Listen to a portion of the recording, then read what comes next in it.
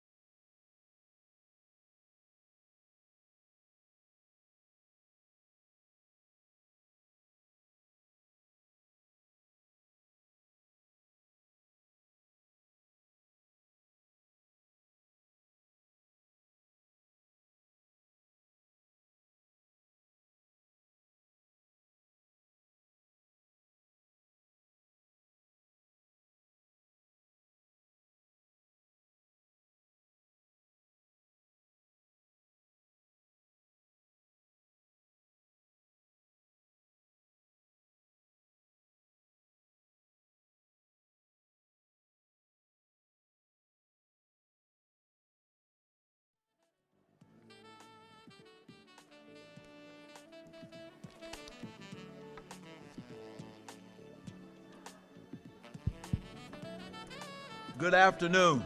Good afternoon, everyone. We're going to get started.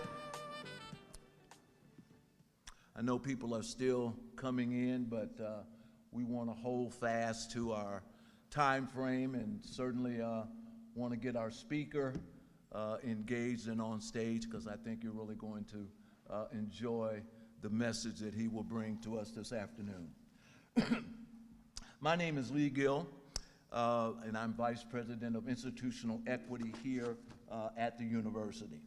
I want to say good afternoon to all of our esteemed guests and faculty, staff, and students, and members of our community. Welcome to the President's Forum on Inclusive Excellence. As we come together on this momentous occasion to celebrate diversity, equity, and inclusion, we also are honoring the inauguration of our president, Dr. Kim Schatzel.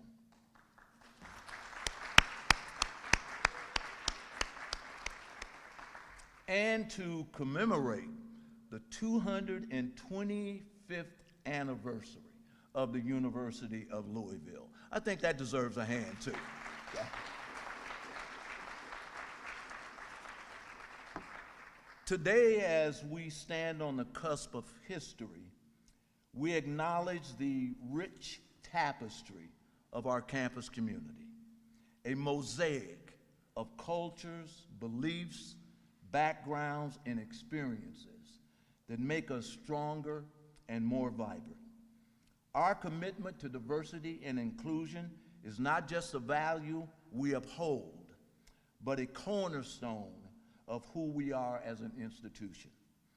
We are filled with hope and excitement for the future as we prepare to come together again on Friday to celebrate the inauguration of U of L's 19th president.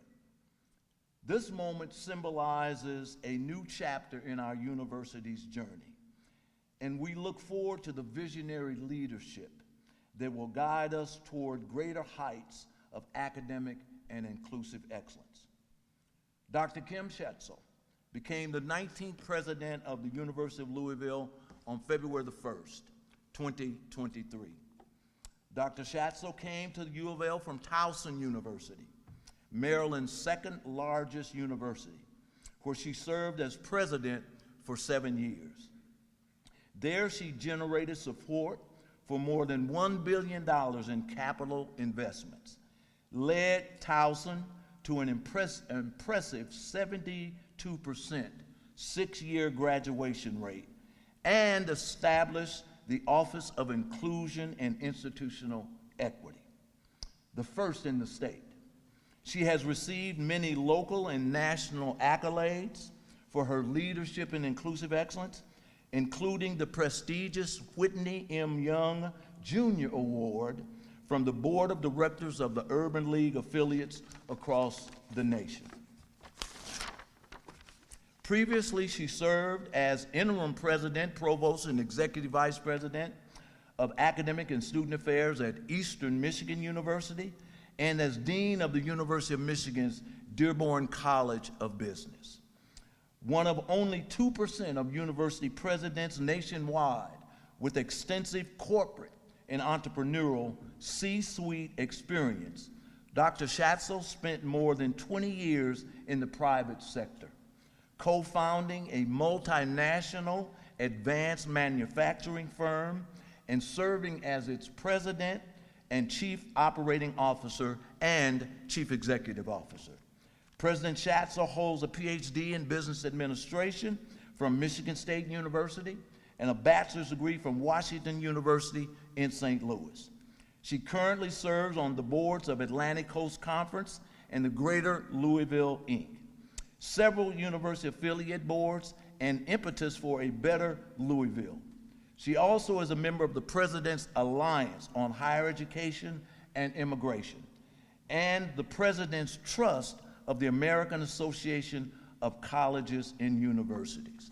It is indeed my honor, a couple of days before the inauguration, to bring to the stage our president, 19th President, University of Louisville, Dr. Kim Schatzel. Please welcome.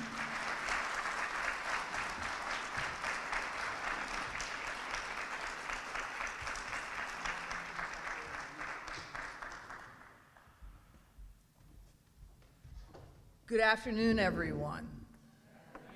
It's a pleasure to be here. Thank you, Lee, for that incredibly kind introduction. I very much appreciate it. I'm just really thrilled to be here today.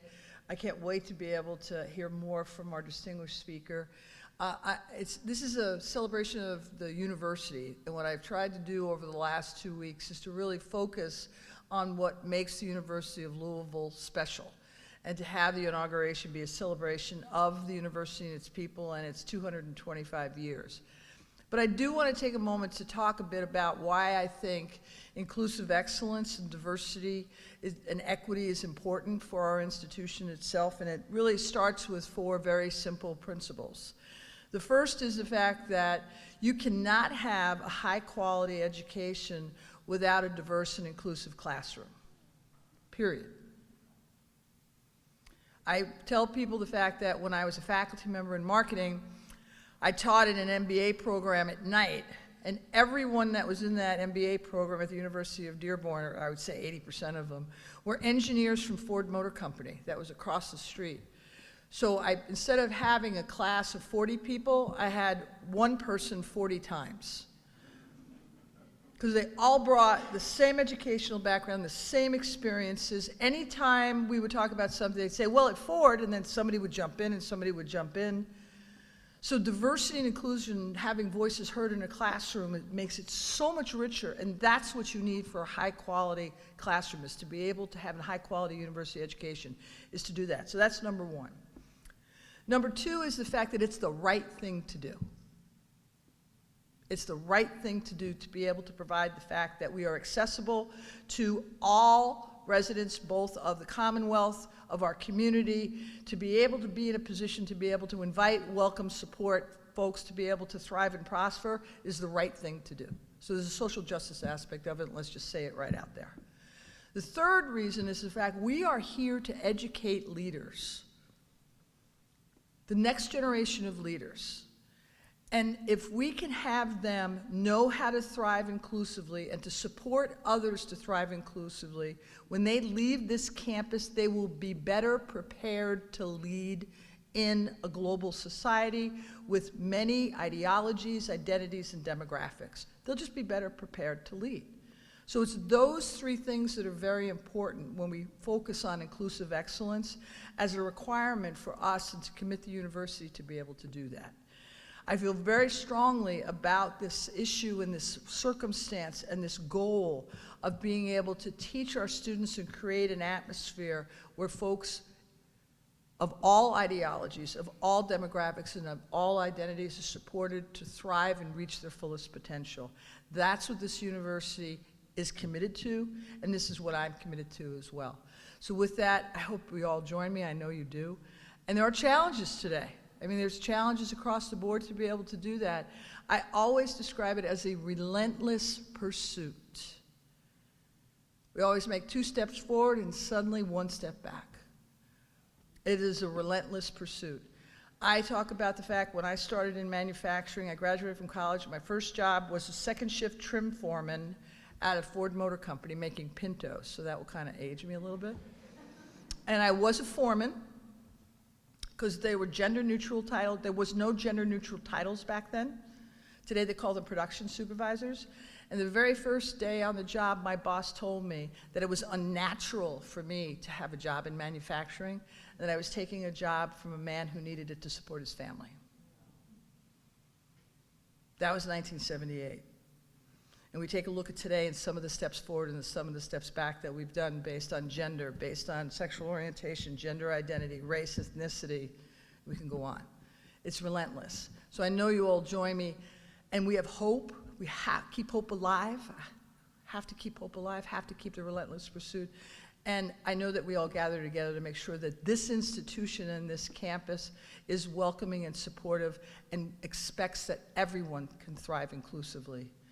And I appreciate all the commitment that we have to be able to do that. Thank you, everybody. And I look forward to seeing you on Friday. Take care.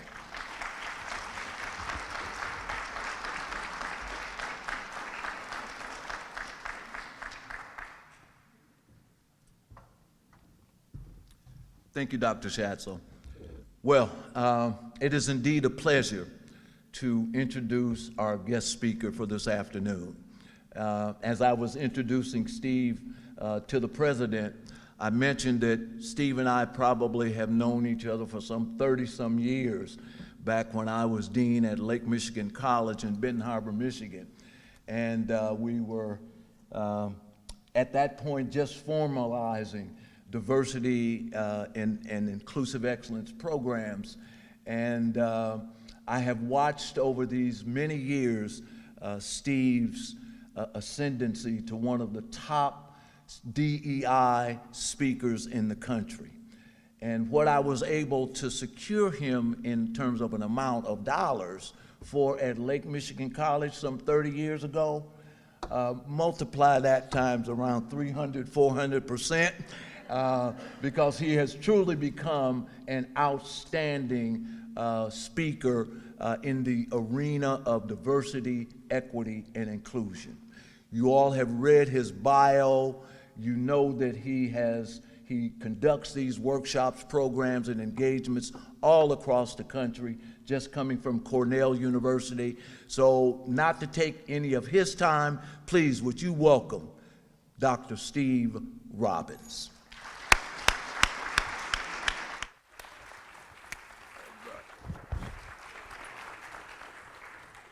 Oh, very good. Thank you, Lee. Thank you, Dr. Schatzel, for having me here. Very good to be with you, although I would like more sunny weather, right? This is supposed to be south, right? Okay, so very good. In sessions like this, we often have Q&A, right? I have Q&A, yes, but I have at the beginning, and I switch it around. I ask you question, right? What first word, first thought pop into your head when you see and hear me? Just yell out, first word, just yell out. Fun, oh yeah, Jackie Chan, very fun. Right. Yeah, what else? Diversity. Huh? Diversity. Yeah, what else? Man, oh, very perceptive. Oh, someone say Asian. You very perceptive, you are. Very good, very observant. I hear someone say accent. Yes, I have accent. But you have accent too. Everybody have accent from another perspective. But I don't have the accent you think that I have. That was my very bad Mr. Miyagi accent I learned from watching Karate Kid growing up. Remember the original? Wax off. Okay. Now, I don't do that accent just for fun, just to get laughs. I do it for a reason. In graduate school at Michigan State University, a colleague of mine did a research project that he ended up calling the uh-oh syndrome. And the uh-oh syndrome was this. He was doing research on how would monolingual English-speaking students react to professors' accents. So he plopped himself down in these various classes that had professors who spoke with accents. He would watch, he would observe, he would listen. And as soon as these professors would start speaking with their accents, what would some of the students do? Well, my friend saw some students get up out of their seats and leave the class, never to return, presumably because they didn't want to deal with the professor's accent. He heard students say a number of things, some of which I cannot repeat right now, and obviously he heard students say, uh-oh, what he eventually named his research project. Well, my friend ended up observing, watching the students who decided to stay in the class. He watched them throughout the semester to see what would happen. And to make a long story short, this is what he found out. At the end of the semester, he asked the students who stayed, what was the communication like? Can you tell me a little bit more about those interactions? Many of the students said, we thought we'd have communication issues, but we really didn't. They said, over the course of the semester, we learned to understand and decipher words that we couldn't understand at first. Kind of like what many of us parents do with our little kids, right? Parents out there, raise your hands. I want to see who you are. When your kids were first starting to speak, could you understand every word that they said? No. At that point, did you say, uh-oh, to stop the parenting class? Some of you probably wanted to at various points, didn't you? But you stuck around, and over the course of time, you learned to understand one another. Very simple question for all the parents. When you could not understand your kids, why did you stick around? Answers? Yeah, I heard a good one from Dr. Schatzel because I loved him. But I also heard this one too, because I had to. Yeah, let's just assume you stuck around because you loved them and cared about them. At least that's the story we'll tell social services when they stop by. And when you loved and cared about them, you put some effort into understanding. And when you put effort into understanding, what happened for you over the course of time? Yeah, you learned to understand them. Until they became teenagers, and then the process started all over again, right? That's what happened for my wife and I with our 4 kids. Well, that was the key for these students. The students who cared about something, whether it was their grade, the professor, or something else, when they cared about something, they put some effort into understanding. And when they put effort into understanding, guess what happened for them over the course of the semester? They learned to understand things they could not understand at the beginning of the semester. So what my colleague found in his research is something that we all kind of know intuitively, and that something is this. The more effort you put into understanding, the more you understand. What?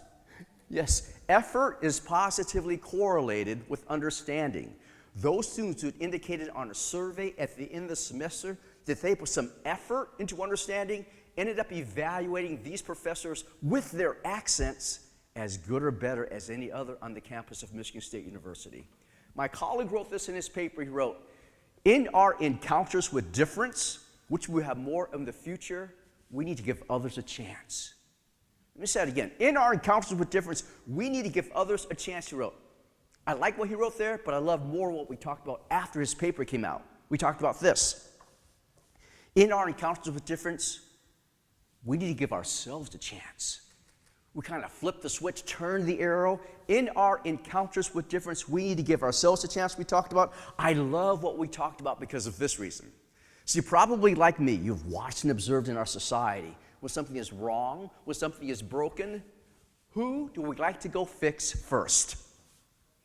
Yes, the other person, right? It's always the other person's fault, isn't it? But think about this for a second.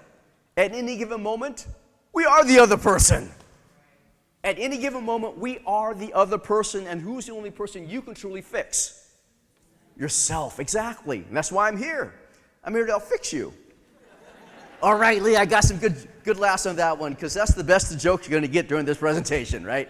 No, I'm just here to share some things that I've learned along this journey that others call diversity and inclusion, now equity, right? Some people refer to me as a diversity expert. I'll be honest with you, I don't know if I'm a diversity expert. Why do I say that? In large part because I don't know what a diversity expert is supposed to be like. First of all, there is no university on the face of the earth where you can get a PhD, a doctorate in diversity. There's no list of criteria that people come up with and agreed upon that says, if you know these things and you do these other things, you're now a diversity expert, nothing like that. If I'm an expert in anything, it's more around human behavior. And I more consider myself a student of human behavior. My PhD, my doctorate, is in the field of communication science. If you know anything about the field of communication science, you know it grows out of 2 more well-known, prominent fields called psychology and sociology. So you can think of me as a psychosociologist, right? I'm a psychosociologist. And what I do as a psychosociologist is I study you all. I look what you're like in your natural habitat, right? I look what happens to you when you encounter new and novel things. I observe how you treat other people when you're under lots of stress, or don't get enough sleep, or a combination of both, and it's not very pretty at times. I'm also a thing called a cognitive neuroscientist. You know what that means? It means I had no dates in college. I was the geek who had no dates in college, right? No, it just means I'm a geek who studies the brain. My particular branch of neuroscience has been labeled social neuroscience. So what we in social neuroscience do is we explore, look at, observe what the brain is doing in social settings when other human beings are around. We look how others' words and their actions impact and actually shape the human brain over time, and then how our brain influences to act when we're around other people. The coolest thing I find in social neuroscience is what we'll explore a lot during my short talk this afternoon, and it becomes the basis for this thing that we call inclusion, inclusive excellence, right? The cool thing I find is this. The brain, our brain, is optimized to perform at its best under 2 root conditions. And these two root conditions I'm about to give you are what we call necessary, but not necessarily sufficient conditions. So there needs to be some other factors along with these two conditions, but these are among the foundational conditions for sustained optimal performance by the human brain. The two conditions are these. Generally speaking, our brain wants to be around other people, or as I like to say, it wants to be part of a tribe. And then not only does it want to be part of a tribe, get this, it wants that tribe to value it, to care about it. Let's take a quick look at these two conditions, and then we'll explore them a lot further in the talk. Right? Now, in exploring these conditions, I'm going to be talking about the brain. Whenever I ask you a question about the brain, the answer probably goes back directly or indirectly to something that I've labeled the brain's primal directive. Star Trek fans, do not confuse that with the prime directive of Star Trek. Anyone want to guess what the brain's primal directive is? Yes, survival. Of course, the rest of them would get it. For those of you who didn't, I was going to give you some hints. I was going to have you think of the Brothers Gibb, also known as the Bee Gees. Wrote a soundtrack for a #1 movie in 1977. 7 #1 songs of that from that soundtrack. One of the #1 songs represents the brain's primal directive. What is it? Yeah, you got to have the ahs in front of it. Okay, so it's staying alive, right? So let's practice that. Why does the brain want to be part of a tribe? And you all say. There you go. You guys know it, right? Okay. So think about it this way. The brain developed long ago in very hostile, dangerous environments, say the Serengeti. It raised the probability of survival, if you're a human being, to be part of a tribe. Why? Take us, the human being, compare us to the rest of the animal kingdom. For our size and weight, we are relatively weak and slow. A chimpanzee half our size is 3 times as strong as us. That's not even the strongest of the primates. The gorilla, 15 times stronger than us. And Kong, 1,000,000 times stronger than us, right? Take a baby deer, fawn, it's born. How soon after it's born does it begin to walk and run? Anyone know, parents? Yeah, within minutes they'll be walking. Within the hour, most if not all of them will be running. Parents out there, how soon before a human baby walks?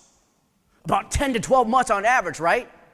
I can give you more examples from the animal kingdom. You can probably think of your own examples, but you kind of get the idea. We human beings, we need others to survive. And not do we need them in the womb, our mom, we need them as soon as we're plopped out of the womb. And not just for a few more minutes, hours, days, weeks, or months. We need them for another 28 more years, I'm finding out. I have 4 kids between the ages of 21 and 28, and they still need mom and dad, right? So, we want to be part of a tribe.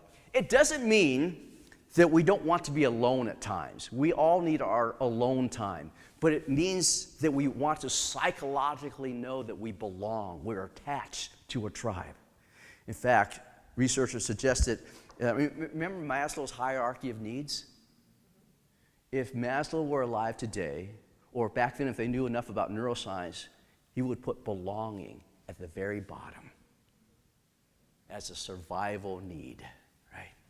Okay, so we want to be part of a tribe, but we want that tribe to also value us. Why does the brain want to be valued and cared about? And you all say, I'm losing you. Yeah, okay.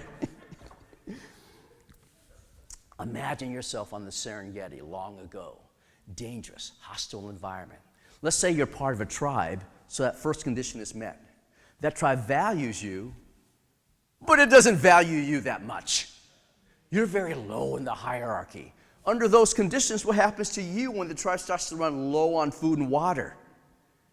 Yeah, you're one of the first not to get food and water, right? What happens to you when the tribe starts to dabble in sacrifice? You're one of the first to be experimented on, aren't you? One of the first to be thrown off the island, so to speak. So, to be part of a tribe that valued you a great deal raised the probability of survival. Take those 2 conditions, add on some other factors, sprinkle in a ton of time, and what you get is this. The brain is hardwired to belong. And I'll show you the hardwiring later, the neurocircuitry that we believe is attached to this need for belonging and inclusion, right? And for no other reason That's why you should be addressing issues of inclusion. Because the good work of inclusion leads to people feeling like they belong. And as we'll start to see, a more a person feels like they belong, has a fundamental need met, they start to free up cognitive resources so they can do things better, like study for exams, analyze reports, deal with people. Right. Have I piqued your interest? Okay, now, what word have I not said very much that often comes with the word inclusion? Diversity. Diversity and inclusion. And when you hear these two words, you usually hear them in that order, don't you? Diversity and inclusion, D&I. Well, I'm not a D&I guy. I'm an I and D guy. Inclusion and then diversity. Do not interpret that as I value one more or less than the other. That's not what it means. What it means is this, and it's based on research. It means that if you don't have an environment of inclusion, a culture of inclusion, to some degree, diversity can actually make it worse. Right? This is what we see in research. Imagine a homogeneous group of people. A group of people who are very similar along substantive lines, and they don't get along. Guess what happens when we bring new and different people into that mix? What we see happen sometimes is this. Some of the people who previously did not get along, some of them start to get along, and guess what they do? They attack the new and different people coming in. They see the new and different as a common enemy, form coalitions, and attack the new and different. Long ago, and sometimes today, it's about physical attacks. But more common today is more emotional or psychological attacks, right? So you've often heard this like belonging, inclusion, and psychological safety. That's what we're talking about here, right? So I'm an I&D guy. I value both, but if you don't have this inclusion, you can't leverage this, right? And we'll talk about a little bit, if we have time, what diversity brings, and you already know, creativity, innovation, and complex problem solving. The research bears it out. Okay. All right, so think of it as a stepwise progression. You got to do steps 1 and 2 before you can take advantage, leverage what steps 3 and 4 bring you. It's kind of like baking. Not too long ago, I was making some banana bread. As I was pulling out all the ingredients to make the banana bread, my wife looks over to me and she calls out, "Hey, honey, remember to follow the directions. You have to do things in the right order or the banana bread won't turn out very well." Well, my banana bread turned out perfectly. You know why? Because my wife was overseeing the project the whole way through, right? Okay. Let's learn about the brain. For me, remember, this is about understanding human behavior in a world filled with differences. How do we operate in a world filled with differences? To understand human behavior, you got to go, at least I believe, you got to go back to the brain. So we're going to learn a little bit about the brain to understand how we and others might operate in the world. The brain is pretty complex, and for your brain to process the complex information that I want to give you, I need to wake your brains up. Some of you, did you know that a good portion of us are genetically predisposed to take a nap in the afternoon? You're probably going, "Oh yes, I can use that now. I can use that as an excuse." Okay, so I need to wake your brains up. I used to be a college professor. I'd have these 8 o'clock morning classes where students would roll in kind of sleepy or kind of drunk, often a combination of both. And I had to find a way to wake up their brains. For me, very easy. I just gave them a simple math problem. Doing a simple math problem in your head will get your synapses firing, your neurons going online. It will warm your brain up just like an athlete warms up. Like Dr. Duncanstein used to warm up for basketball. I remember you wanting to be you, having your vertical, 42-inch vertical. Okay. I know Dr. Duncanstein, man. All right. So let's warm our brains up with a math problem. For those of you who are mathophobic, do not worry. It's very simple. It's simple addition. I'm going to have you add up a bunch of numbers, rounded numbers, no decimals, no fractions, very easy stuff. Add these numbers up silently in your head. Do not do it out loud. Do not do it on your paper or your computer, back row students, okay? And then when I ask for the answer, then yell it out. Got it? Silently until I ask for the answer, then yell it out really loud, okay? This is to wake up our brains. Here we go. Begin with the number 1,000. Put 1,000 into your head. To that 1,000, add 40. Add another 1,000. Add 30. Add another 1,000. Add 20. Add another 1,000. Add 10. What's the answer? 5,000, all right. Raise your hand if you got 5,000. Raise your hand. Very good. If you got 5,000, that tells me your brain is working. Give yourselves a hand. Please, come on. We got to applaud, right? If you got 5,000, that tells me your brain is working. Let's just see if your brain is working correctly. Before I had you add 10, you arrived at 4,090, did you not? What's 4,090 plus 10? So plus 0, 0. 9 plus 1 is 10. And carry the 1 over. Oh, man. Many of you suck at math. Many of you suck at math, right? Not enough Asians in the room, I see. Don't believe that stereotype. I know lots of Asians who suck at math, okay? Do not worry if you got this wrong. Do not worry. I do this all around the world with many different audiences. It doesn't matter if it's NASA engineers at Johnson Space Center in Houston or Disney Musketeers in Orlando, Florida at Disney World. Every single time I do it, a majority of the people get it wrong. Why? Because this is a design feature of your brain that leads you to make mistakes more often than you believe. Why do you think you made this mistake? That so many of you did. Yeah. It's because your brain is a pattern recognition machine. It loves patterns. It loves patterns so much it will find patterns where patterns do not exist. Now the question becomes, why does your brain love patterns so much? We're going to ask that question from two perspectives. As you probably know, if you ask a singular question from multiple perspectives, you might get multiple different answers, right? So we're going to ask the question, why does your brain love patterns from a psychological perspective and from a neuroscience, neurobiological perspective? Oh, just a clue. The psychologists and the neuroscientists study similar things, but also different things. Think of it this way. The psychologist studies the mind.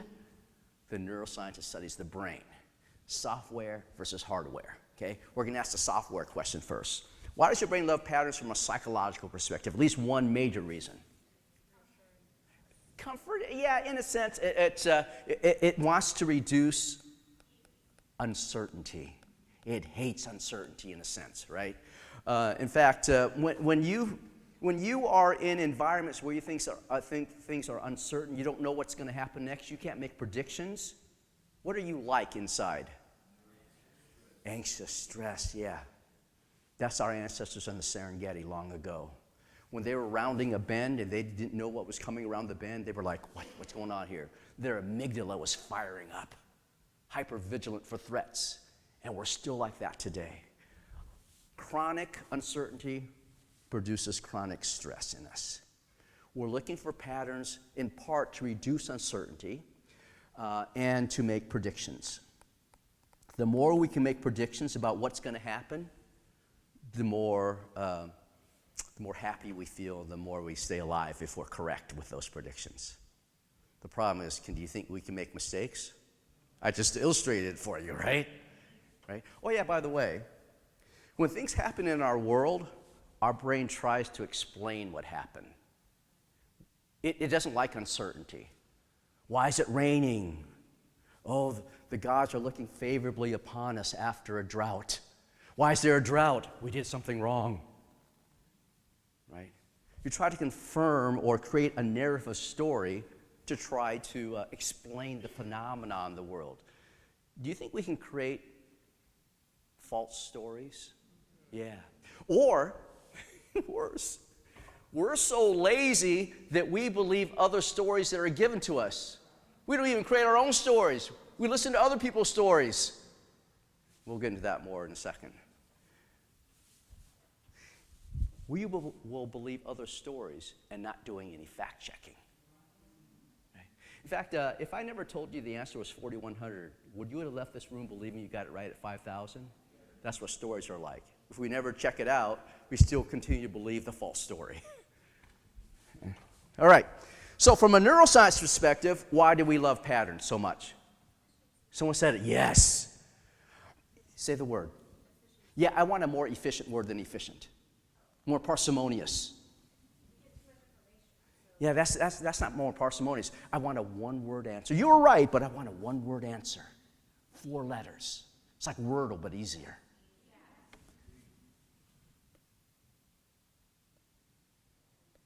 Lazy, yes, exactly. Your brain's kind of lazy. But just like you, it doesn't like to be called lazy. In fact, when you're called lazy, how does the PR person in your brain spin it positively? Honey, I'm not lazy. I am, say it, efficient. We know your brain runs on an efficiency principle, which means it's always trying to, guess what? Conserve energy. To understand that piece better, you need to know some basic neurobiology. In the average human adult, the brain accounts for about 2% of our body mass, but requires about 20% of our body's energy at any given moment in time. For its size and weight, it uses a disproportionate amount of energy. And this is not fake or imaginary energy. It's energy in the form of what? Do you know what the brain runs on primarily? Glucose. Glucose. Your brain primarily runs on glucose and oxygen. Processing information requires energy. Thinking requires energy. How many of you have had these days where you start the day refreshed, energized, you've had a good night's sleep? You go throughout the day, do nothing really physical, but end the day completely exhausted. Have those days? Yeah, you're probably on your 3rd day this week, right? That's because thinking requires energy. But with that said, you cannot lose weight by thinking really hard. Some of you were hoping, weren't you? Right? Now, they did a cool study that has not been replicated yet, but they did a cool study that showed that when chess masters play in a high-level chess tournament against other chess masters, they burn as many calories, use as much energy as a marathon runner running a marathon. So when somebody says they're mentally tired, mentally fatigued, that's a thing. And what do you like when you're mentally tired and fatigued? Yeah, you're not a very good person.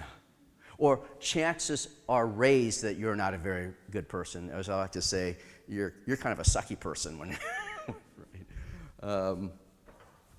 Let me show you the difference between energized and tired. Okay, and I'll bring the parents into play because there's more adults here, I think, with kids than students. So, parents, raise your hand when you see who you are. Okay, I'm going to describe a scenario to you, and you tell me if this is what it's like. Okay. You've gotten a good night's sleep. You wake up, you're energized, you're having breakfast with your kids. Sometime during breakfast, one of your kids reaches for some orange juice and spills the orange juice all over the table. In fact, the glass rolls off the table and shatters all over the floor. Glass, orange juice, everywhere. When you're energized and in a good state, how do you respond to that situation? What do you say? What do you do to your kid? That was an accident. Accidents happen, buddy. Accidents happen, buddy. And that's... I planned that, right? No. I don't need it. You can just take it off. You can just leave it there. Yeah, you can just leave it there.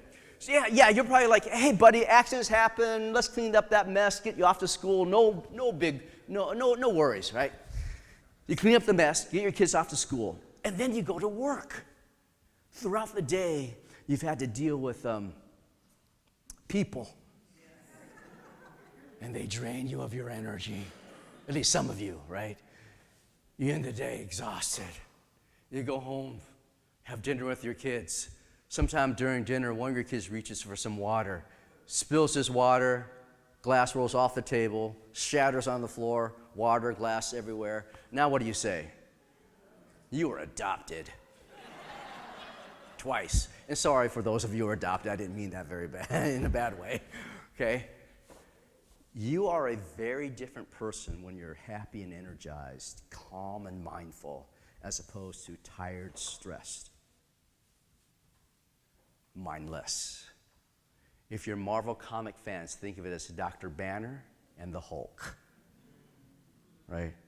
And you probably know you've gone Hulk on somebody if you've ever had to say, I wish I hadn't done that.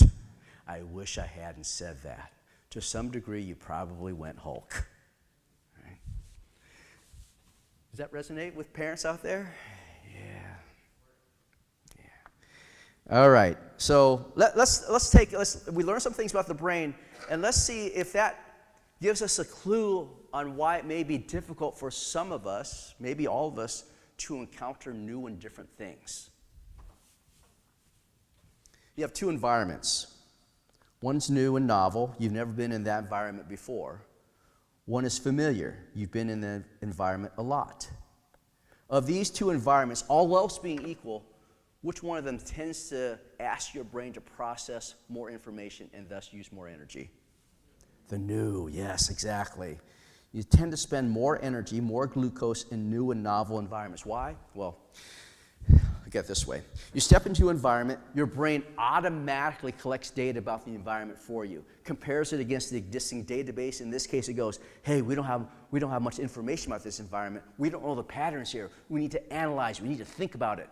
All that analyze and thinking to try to find patterns requires what? Glucose, energy. Now, we just learned your brain is always trying to conserve energy. If it's always trying to conserve energy, which environment will it generally prefer? Yeah, it tends to prefer the familiar. Again, what's happening is you walk into an environment, your brain collects the data about the environment, compares against the existing database, and in this case it goes, hey, we already know the patterns here. We know the people, we know what's happening here, we don't need to think about it anymore, right? Think of these familiar places as your physical and psychological comfort zones. And we love our comfort zones, don't we? That's why we call them comfort zones. And the great attribute of a comfort zone is that which makes it familiar. Are you following? Okay. So let me ask you a question if you're following. Why do you think we tend to hang out with people who are like us? Christians hang around with Christians, atheists with atheists, Muslims with Muslims, Democrats with Democrats, Republicans with Republicans. Why do you think we tend to do that? At least from a neuroscience perspective. Yeah, because we're trying to conserve energy. It's not necessarily because we hate the other person. We just like our homies more. We can predict them. We hang around them so much, we can read their minds, so to speak. Right? Is that making sense a little bit? Now, how many of you know people who like the new and novel? Because those go against what we just said here, right? Why do you think there are people like that if our brain generally wants to conserve energy, and it conserves more energy by staying in familiar places around familiar people? It's kind of like the Goldilocks effect. Your brain doesn't want too new, but it doesn't want too familiar either. It gets also bored. One way to explain it is your brain operates on an ROI mentality. ROI mentality, return on investment. Its currency obviously is not money, it's glucose. So what we think is your brain enters a situation and it goes, if I spend this much glucose, what reward do I get back? It makes that decision very, very quickly. Right?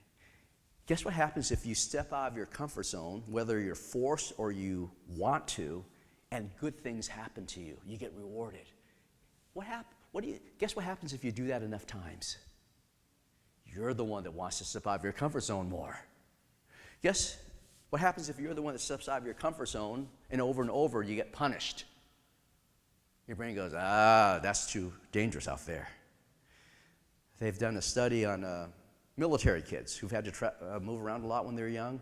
They tend to be much more open-minded and open to new things than the regular kid who didn't move around a lot. Let me just pause here. Any questions, any comments? I'll leave some Q&A time at the end too, but anything? I've dumped a lot of information on you. Anything you want to throw at me? Nothing? Say what? Well, it depends on your goal, right? If you want to rest, stay in your comfort zone. If you want to be innovative and adapt and do well in a 21st century world, you got to step out of your comfort zones more. So it's a combination. One is not necessarily better than the other. It depends on what your goal is. Okay? Sometimes we need to not step out there. We need time to relax and to pause, right? Other times we need to get out there. We need to encounter the new and novel. If you've heard about growth mindsets, the continuous learner, that's the person who goes out there. Right? Any other question at all?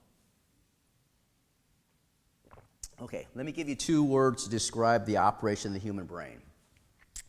These are very simple words. They're metaphorical, not literal. They do not do justice to the complexity of the human brain, but they'll have to suffice for now, right? Go back to that math problem that many of you got wrong.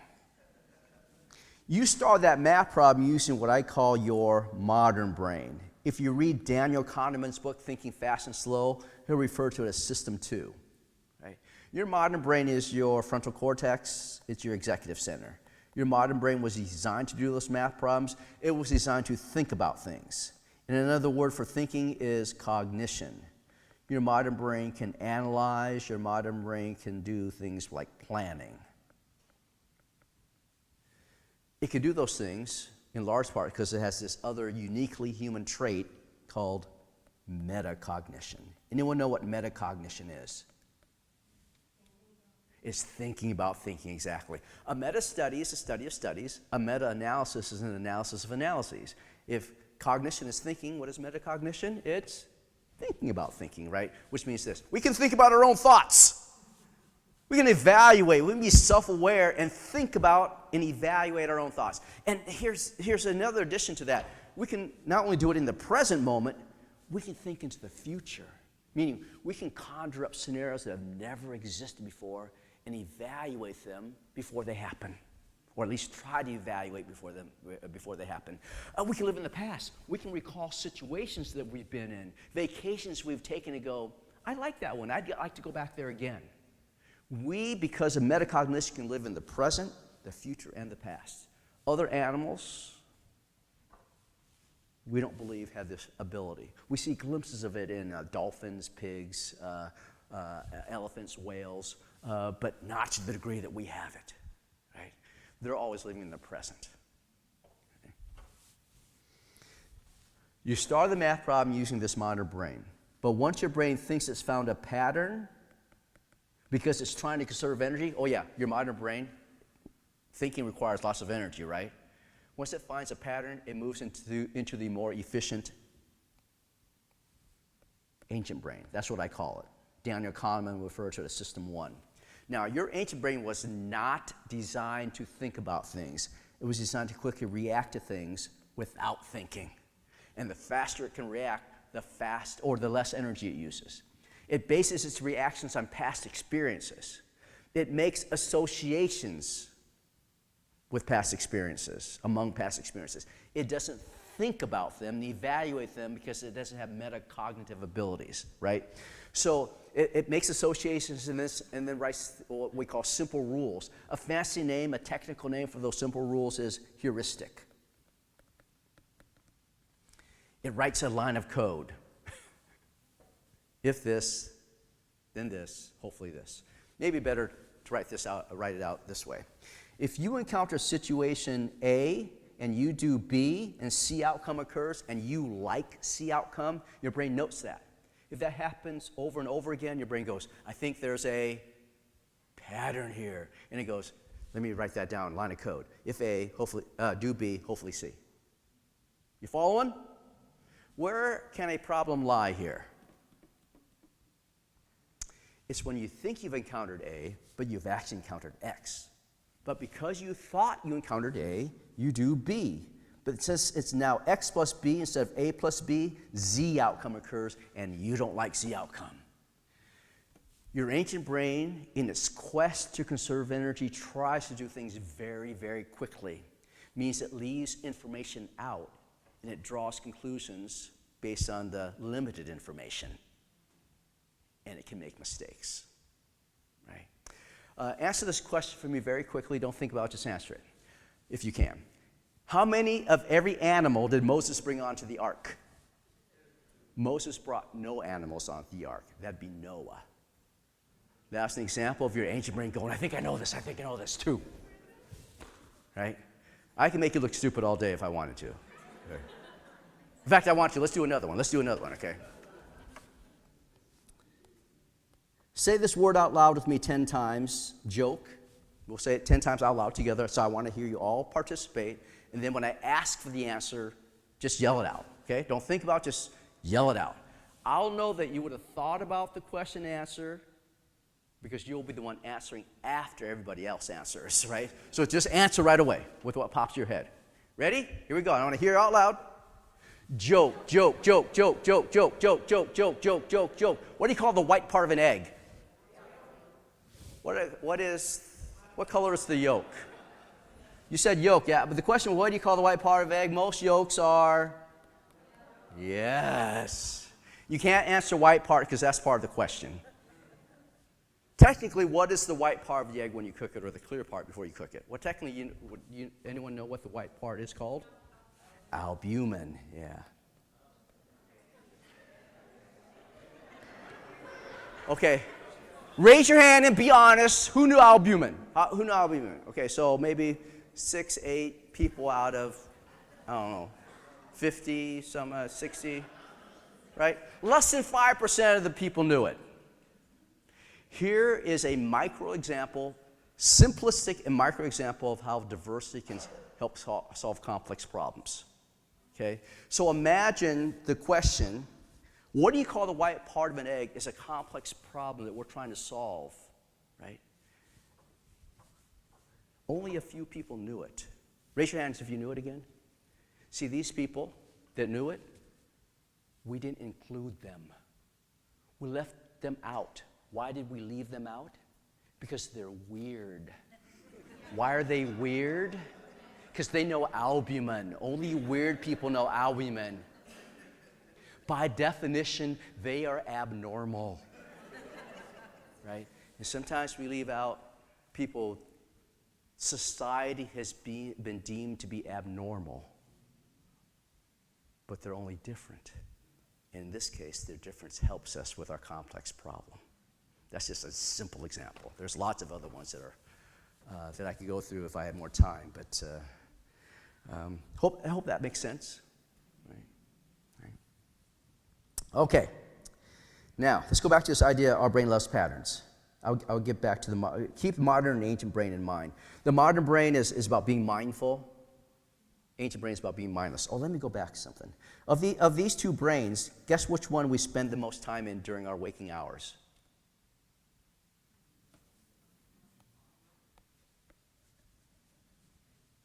In fact, the research suggests we spend most of our day in our ancient brain, and that number turns out to be 70 to 80%, and it goes up to 90% under stress. We are less thoughtful than we think we are. We're very reactive. This is what leads to this one. You walk into a room and you go, what am I doing in here? Why did I come into this room? I never had that issue, right? How many of you say this? Where did I put my phone? Where's my keys? How many sometimes on a Saturday drive to work?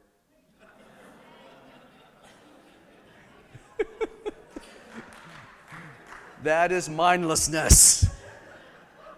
Mindlessness helps us to be efficient, and being mindless, operating of our ancient brain is not so bad when we're in familiar settings, when our brain already has lots of information about the surrounding, the context. Where our ancient brain tends to fail is when it's in new and novel settings, when it tries to apply old information onto a new situation. So don't think of the modern and ancient brain, one is bad and one is good. Think of it as they operate best under certain conditions. You need your ancient brain if you're an athlete. If you have to think about things on the basketball court, the hard court, or the football field, the lacrosse field, you've been left behind. Right? If you're a musician, you have to think about the chords, fingering for a guitar chord, not too good. Right? So they have their purpose. It's just that sometimes the ancient brain doesn't work well in a modern world where new things are being thrown at us all the time, and it wants the familiar. Oh yeah, but the ancient brain, we're really talking about our limbic system. It's the system of the brain that runs your body without you having to think about it.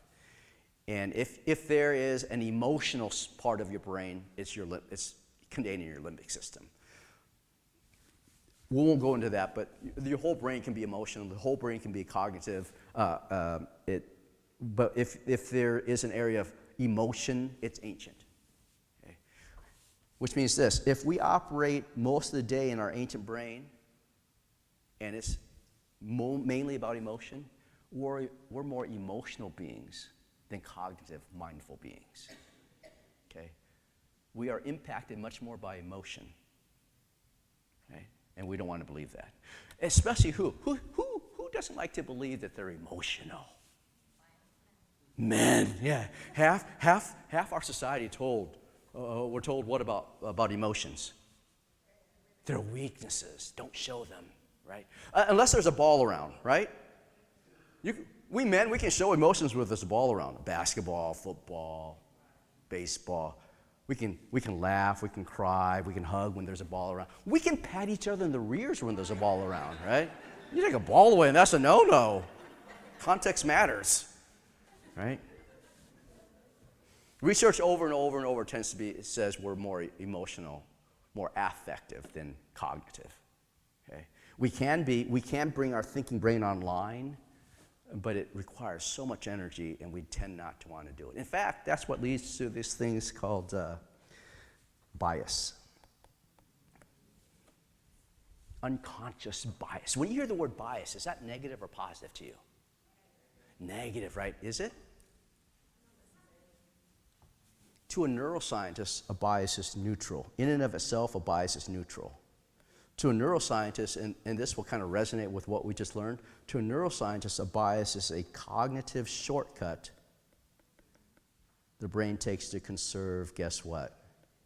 Energy. It's a design trait of your brain. Right? To deem a bias good or bad, positive or negative, you have to attach it to a goal. If your bias helps you to achieve your goal, that's a good bias. If your bias prevents you from achieving your goal, that's a bad bias. In and of itself, a bias is a cognitive shortcut the brain takes to conserve energy. It's neutral, right? If it's hard to think of a bias as neutral, think of it as a habit. Habit, in this case, is a synonym for bias in terms of what we're talking about now. You have a good habit, a bad habit. Depends on what it leads to. Okay. Oh yeah, how many of you taken some unconscious bias training? Anybody? Okay, you're not going to like what I'm about to say. Waste of time. Why is unconscious bias training a waste of time? Because it's unconscious. In a workshop, we can make our unconscious bias more conscious, right? We can become aware of our own biases in a workshop. What happens, do you think, when you leave that workshop and you're operating out of your ancient brain most of the day? Yeah, and your brain's trying to conserve energy, which is a first order priority for it. Right? Now, there are ways, so let me take my statement back. There are ways to address it at an individual level and organizational level, but just understand the research tells us it's very hard to get rid of because it's a designed feature of your brain. And the mother of all biases, as I like to say, is your brain's laziness. It wants to take shortcuts. So go back to, your name is? Emily. And your name is? Susan. If I like Emily and I have positive affect for her and she has great source credibility with me, when she tells me a story, I tend to believe it without doing any fact checking. And you again? Susan. And when Susan tells me, and I don't like Susan. Can't be trusted, right? All those around you are shaking their head in agreement. Okay. So when she tells me a story and there's a negative affect between us, I tend not to believe her without doing any fact checking. Here's how our brain conserves energy. It uses positive affect for Dorothy as a proxy for message truthfulness. Now I don't have to check the message out. Dorothy, the one I trust, checked it out for me. I don't know she did, but I believe her anyway. Susan, on the other hand, I don't like. Whatever comes out of her mouth must be bad. Now, I don't even have to fact check that because bad people tell bad stuff and lie. That's an example of how our brain conserves energy. Right? Doesn't do any fact checking. Mother of all biases, hard to get rid of.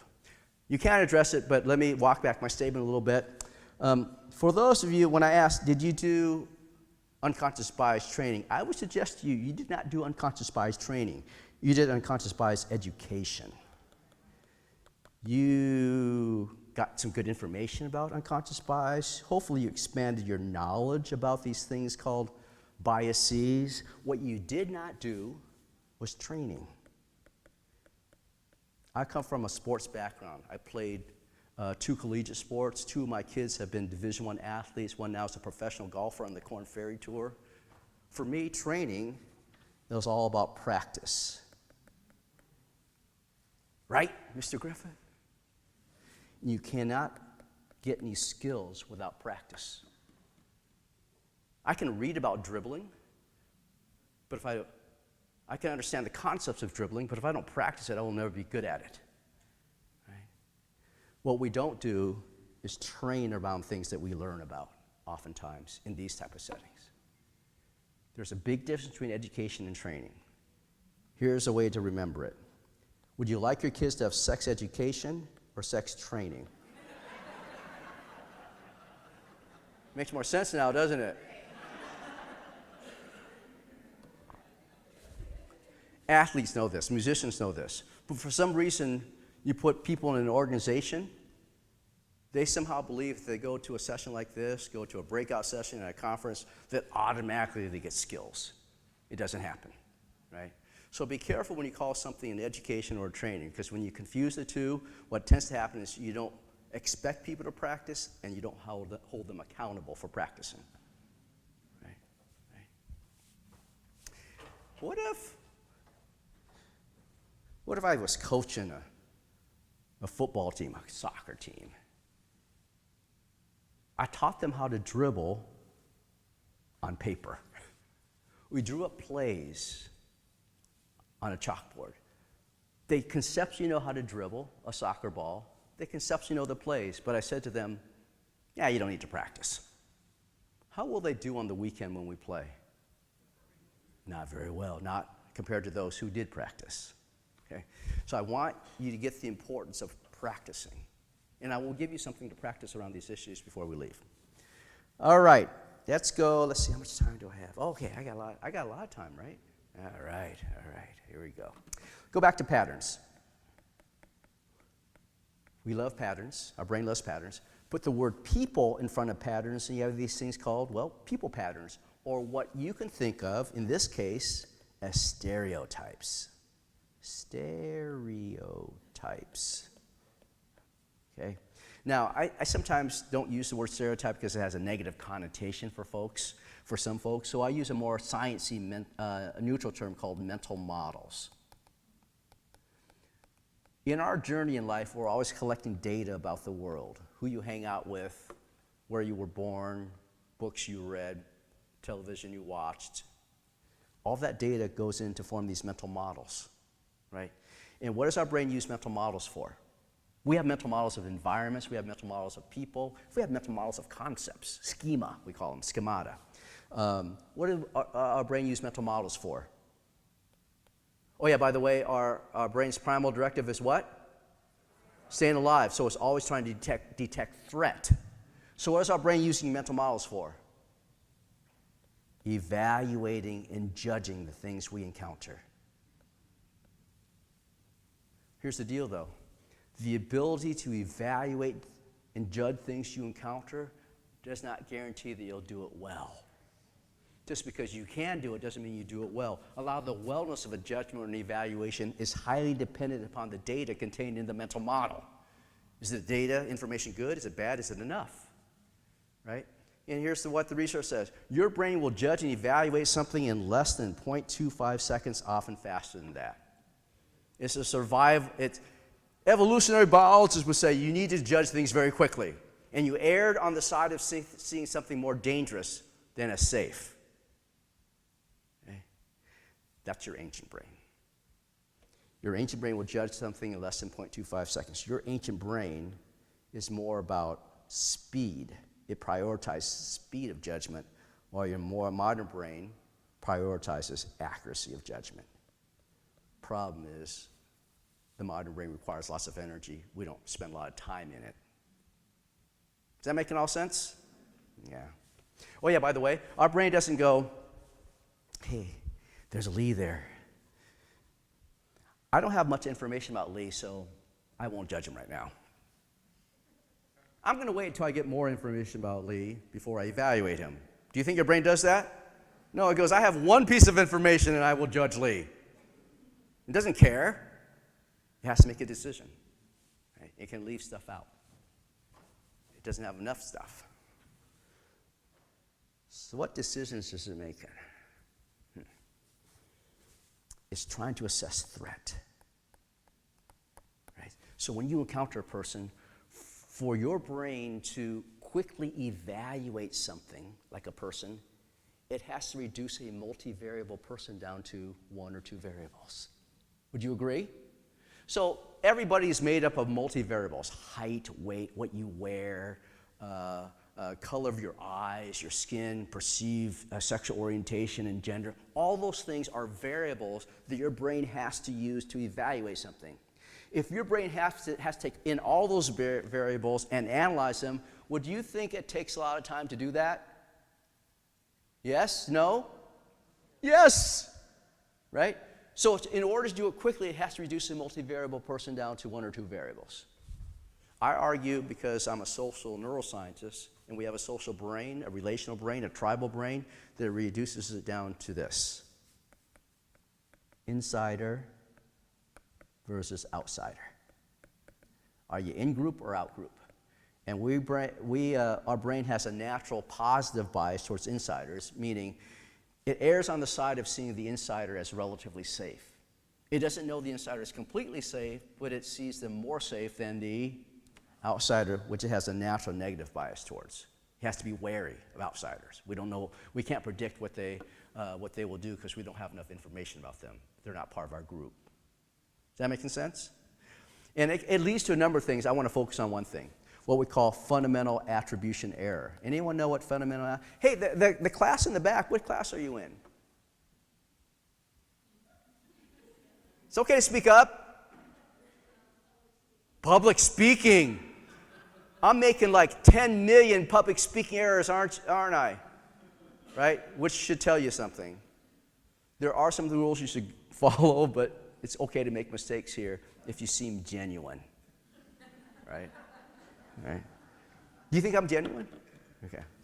So, fundamental attribution error. It is a bias. It is a bias, although it doesn't have the word bias in it.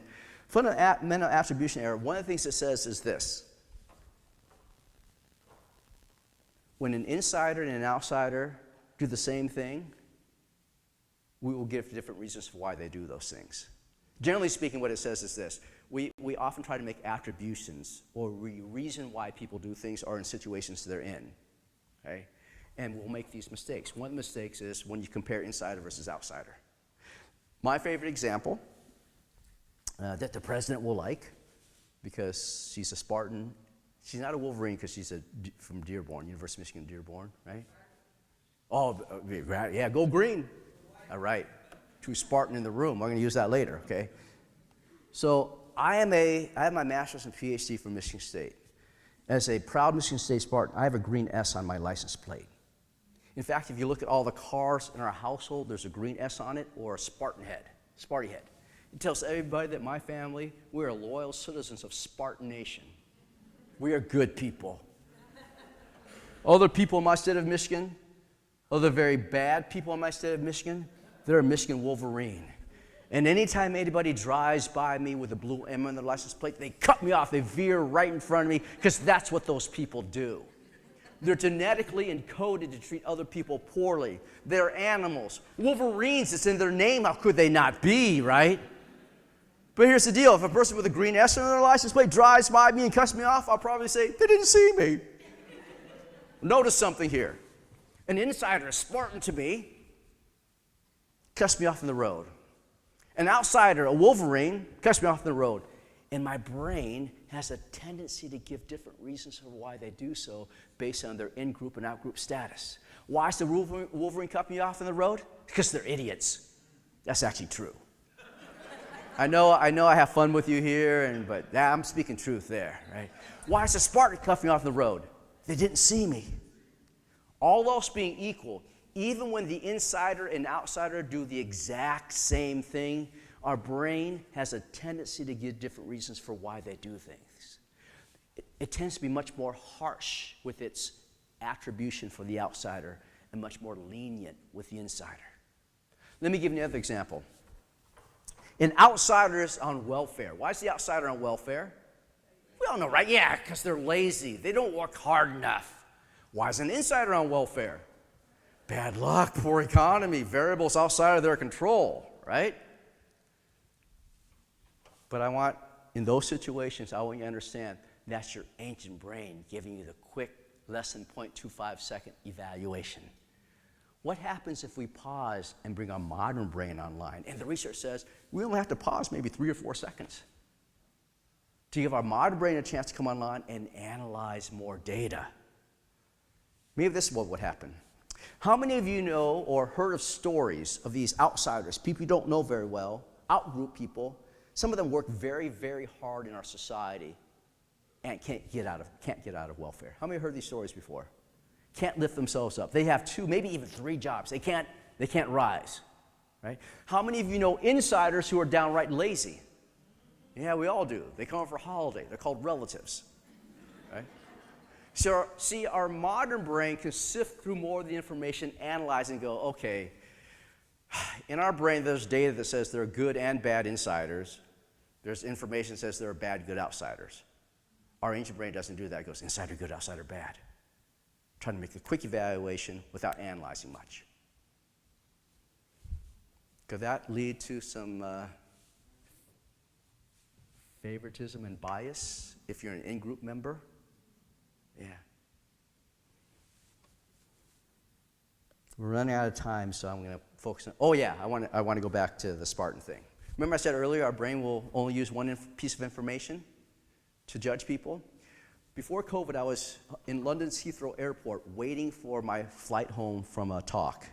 As I was sitting there in the airport, I look off in the distance, there's a guy with a white jacket with what looks like a green Michigan State S on it. He could be my Michigan State homie, Spartan homie, right? And as you heard earlier, maybe you heard it, we have a secret verbal handshake at Michigan State. This is how it goes. Go green. Go white. That's our secret verbal handshake. If I say go green and there's a true Spartan in the room, they yell out go white. So this guy with the green Spartan S on his white jacket is getting nearer and nearer to me, closer and closer. Within hearing distance, I yell out, go green. He looks over and goes, go white. He is my Spartan homie. I can trust him. He could be a serial killer for all I know, right? But based on that one piece of information, one piece of data, I go, oh, he's an insider, good guy, right? Sometimes that Spartan-ness is somebody's skin color, the way they wear their hair, the way they dress, their mannerisms, what school they went to, what department they work in, right? At NASA, are you an engineer or are you a scientist? Applied versus theoretical, right? Just understand our brain evaluates things very quickly, and it doesn't use a ton of information at times. Right? The last portion of our talk, let's talk about outsider. Remember I mentioned earlier we're going to look at the neurocircuitry for belonging. That's where we're at now. So in 2002, UCLA neuroscientists led by Naomi Eisenberger did a research project. The question in that research project was, what's going on in the human brain when a person feels like an outsider, has been rejected by a group? So they set up an experiment. They brought subjects in to play a computer game on a screen with 2 other people. Now, the subject thought they were other people, but they were actually computer-coded avatars. Okay. The simple game they were doing is they were throwing a virtual ball back and forth with one another. They ended up calling the game Cyberball. You can look up online. Right? So everybody was included at first. But somewhere along the line, the researchers coded the avatars not to throw the ball to the subject anymore. So what's happening was this. They were just throwing it back and forth between one another. The subject was made to be a what? An outsider. They were rejected by the group. And while this was all happening, the subject's brain was being scanned. When this happened, when they were made to be an outsider, 2 areas of the subject's brain lit up. First area, the dorsal anterior cingulate cortex. The second area, the right ventral prefrontal cortex. These two areas of the brain lit up when the person was made to be an outsider, rejected. Interestingly enough, these are also the same two areas of the brain that light up when we human beings experience physical pain. Their pain centers lit up. But recognize, their pain centers did not light up in response to being slapped, punched, or kicked. It's in response to being left out of a computer game in an experiment that they volunteered for. An artificial condition in their pain center still lit up. Researchers eventually named the phenomenon they observed the social pain of rejection. This is why bullying is bad. It's literally painful to the brain. I slap you, those two centers of your brain light up. I ridicule you, humiliate you in front of people that you want to like you. The same two areas of the brain light up. Right? Two different subjective experiences processed by the brain, we believe, in the exact same way, or very similar ways. It's literally painful to the brain to be an outsider. Okay. Now, let's look at pain. Why do mammals, like human beings, experience pain? What is a primary purpose of pain? Protection. It signals that something is wrong in the system. So, think about it this way. If our brain has a primal directive to stay alive, and part of staying alive is being part of a group, does it make sense why we would experience pain if we were kicked out of a group? If pain signals there's something wrong in the system? Yes, it makes absolute sense, doesn't it? Right? Now, we have to look at pain. Pain is what I call a first-order event for the brain, meaning when your brain has a signal of pain, it has to mobilize cognitive resources to address the pain. One of the resources it mobilizes to address the pain is attention. Closely linked to focus, right? Your brain has to pay attention to pain. Whether you do it consciously, your brain will do it subconsciously. It sends resources to address the pain. If we put it in terms we understand, it's sending resources to do this. Why is this happening? How do I get to stop happening? How do I prevent it from happening again? What do I need to do? Right? It's trying to figure out a way out of the pain, to prevent pain, to get out of the pain. But here's something you need to know about attention. It can only be in one place at a time. It's either here, here, here, here, here, or here. It cannot be divided. At least conscious attention cannot be divided. Right? Which means this, and some of you are not going to like what I'm about to say because you bought into the narrative. You can't multitask. You literally can't multitask, not figuratively. And when neuroscientists talks about multitasking, it's the ability to pay attention to more than one thing at a time, and we know your brain can't. How do we know that? Because researchers have found another region of your brain about right here that they've labeled Brodmann Area 10, BA10. Think of BA10 as chiefly responsible for deciding what you pay attention to. There's other circuits for that, but it's kind of like the quarterback of the team of attention. Maybe a better way to think of it is Brodmann's Area 10 is air traffic control at a single runway airport. How many planes can land at one time at a single runway airport? What happens when multiple planes try to land at one time? Crashes, right? At an airport, planes will land at certain time intervals. Maybe every hour, every couple hours, whatever it is.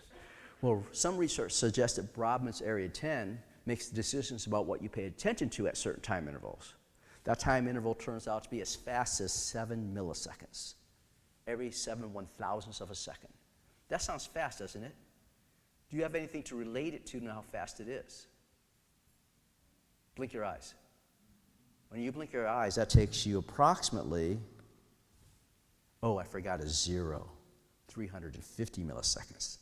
So when you believe you're multitasking, you're actually fast toggling at a rate that's 50 times faster than you can blink your eyes at times.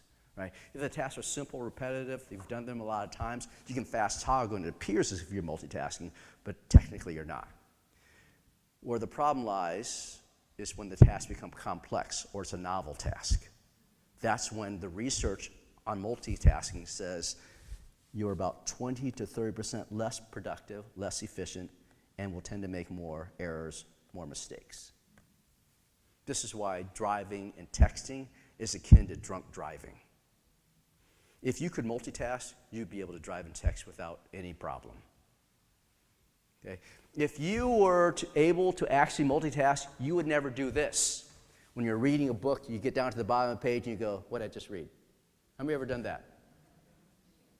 You read to the bottom of the page, you go, what did I just read? And you go, hey, let me read that again. So you read it again, and for the second time, you go, what did I just read? So you weren't really reading the words. You weren't at least paying attention to the words. Your attention was elsewhere. You were thinking about your daughter's stupid boyfriend who goes to Michigan.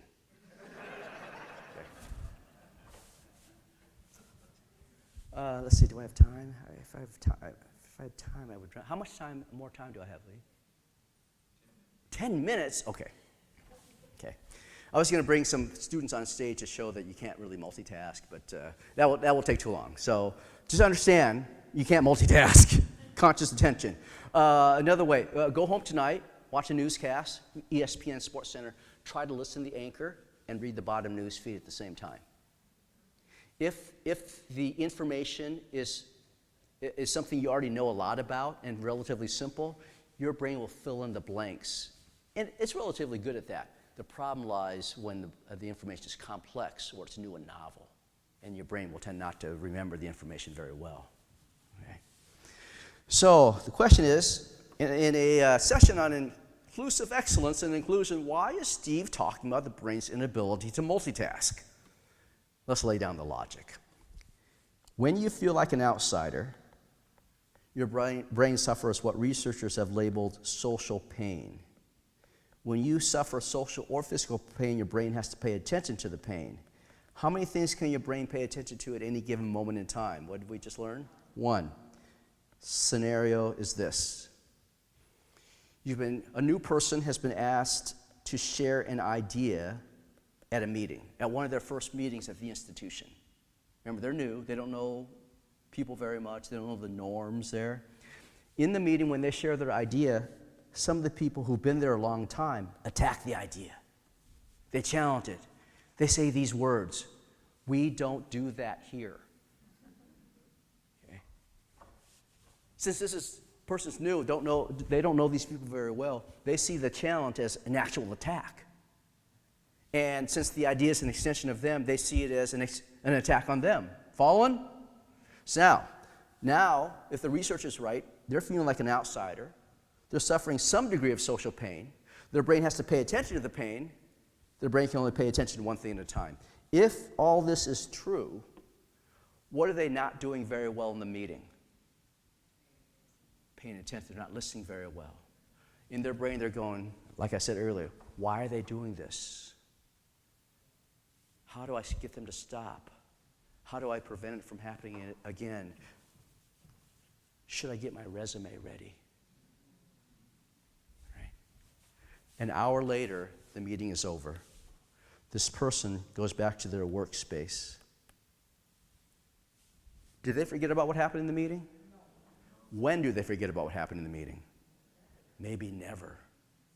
We can make the argument that at times, some social pain is worse than physical pain because it can linger for years. How do you know that? Because we know that there are people in their 50s, 60s, and 70s who see therapists on a regular basis for things that happened to them when they were 14, 15, 16 years old. If we could just get rid of things, we'd never have PTSD. Right? Now, turn this employee in an organization to a student in a university. How are they studying if their brain has to send a few of their cognitive resources to address feeling like an outsider? Right?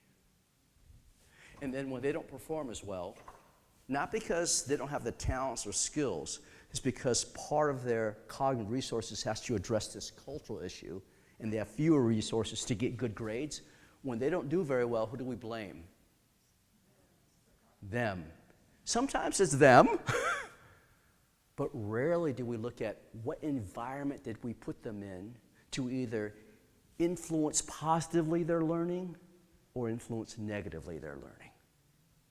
Okay, is that making sense? Yeah. Let me finish with my story. Oh, no, I want to give you something, one thing to work on before I finish with my story, if that's okay, Lee. Okay. I think the root. Oh, any engineers in here? Any engineers?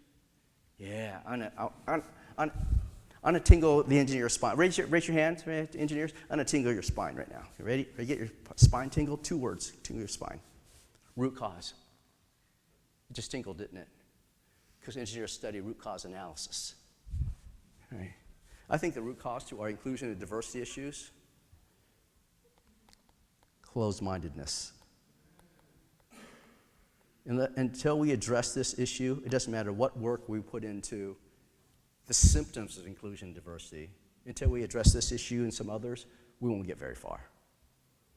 Right? So we need to work on being more open-minded. What does open-mindedness mean? It does not mean accept every new thing that comes your way. That'd be foolhardy. It's captured in one word for me. The word is entertain. I steal that word from a quote from Aristotle. There are many versions of this quote, the one I remember, whether I remember it correctly, but this is what I remember. The measure of a wise person is the ability to entertain new ideas without necessarily having to accept them. The measure of a wise person is the ability to entertain new ideas without necessarily having to accept them. It's about being able to suspend judgment for a moment and try to understand them. You may not agree with them, but can you understand where they're coming from? And the great attribute of an open-minded person, curiosity. Right? So how do you practice this? The scenario is this. You've encountered a person who's expressed a belief, a worldview, an idea that's very different than yours. Their idea, because it's so different than yours, causes you cognitive discomfort, cognitive dissonance. Now, you have to be more self-aware, use your metacognitive abilities, and basically go, they just triggered me. Right? Sometimes we don't recognize when we're triggered, and we just react. So recognize that you've been triggered and ask yourself 3 questions. This is how you practice open-mindedness and curiosity. First question is, what journey did they walk?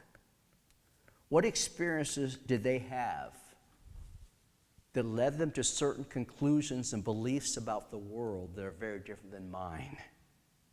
This is a practice in external curiosity. You're trying to understand them better. Because you have different conclusions about the world, it suggests maybe you have different data you're working with or analyzing that data differently. But there's something different. Let me try to understand what is different. Okay. Second question, very similar. What journey did I walk? What experiences did I have that led me to certain conclusions about the world that are very different than theirs? This is in practice in internal curiosity or introspection. And I find that very few of us take the time to ask ourselves, why do I believe the things I believe? Do I believe them because I did actual research, whether formal or informal? I collected data from various sources, thought about it, asked people from various perspectives what they thought about it. I collected more data, thought more about it more, and then drew a conclusion?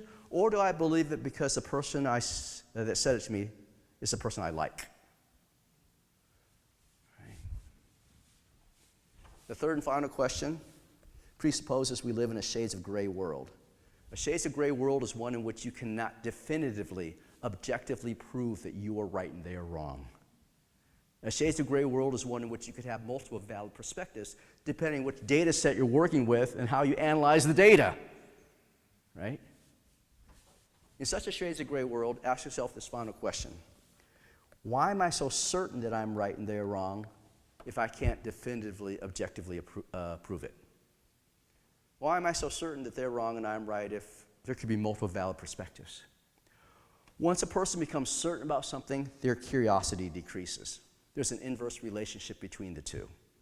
Certainty is the enemy of curiosity. Here's a problem, though. Does our brain like certainty or uncertainty? It likes certainty. See, our brain always gets in the way, doesn't it? So our brain is seeking certainty, but what we want to practice is, as we arrive at this thing called certainty, leave the window slightly open for new information to come in and give it a chance. Right? Can we practice that? If we could all do that more, I think our United States would be in a very better place. Right? We started with the math problem. Let's kind of end with the math problem, at least this part of it. What's 4 plus 4? Yeah, don't second guess yourself because you got the first one wrong. This one's really easy, okay? What if I told you that 4 plus 4 was 13? What is your quick, ancient brain, less than 0.25 second reaction to the idea that 4 plus 4 is 13? You're wrong. That's false. And in our world today, what usually follows you're wrong is, I don't want to have anything to do with you. What we want to work towards is this. First, understanding that these are different journeys, meaning 4 plus 4 is 8 in base 10 math. 4 plus 4 is 13 in base 5 math. Think of different bases of math as different journeys that people walk. You walk a base 10 journey. You collect base 10 data. You have a base 10 truth. 4 plus 4 is 8. When your base 10 brain hears that 4 plus 4 is 13 or 1-3, is how we say it in base 5 math, it goes, that's wrong, that's false. What we want to work towards is pausing, bringing our modern brain online and going, in my world, 4 plus 4 is 8. You're not saying I'm wrong, it is 8. But you're now suggesting me that 4 plus 4 is 13. Tell me more, I'm curious. Explain to me, help me to understand. That is the humble person as well, who knows their limitations and values others. I have a program called the Hero Skills for inclusion. Hero stands for humility, empathy, reflection, and open-mindedness, right?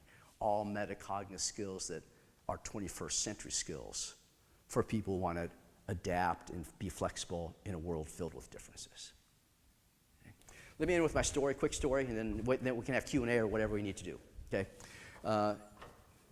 I gave you a lot of science stuff, facts, things like that. Now, I'm going to address your limbic system, your emotional center.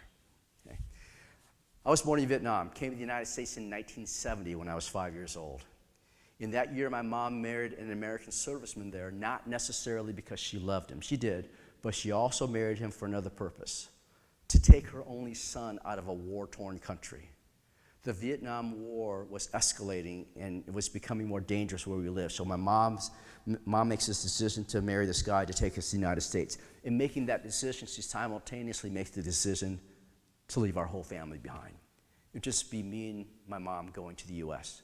It wouldn't be my grandmother, grandfather, aunts and uncles and cousins.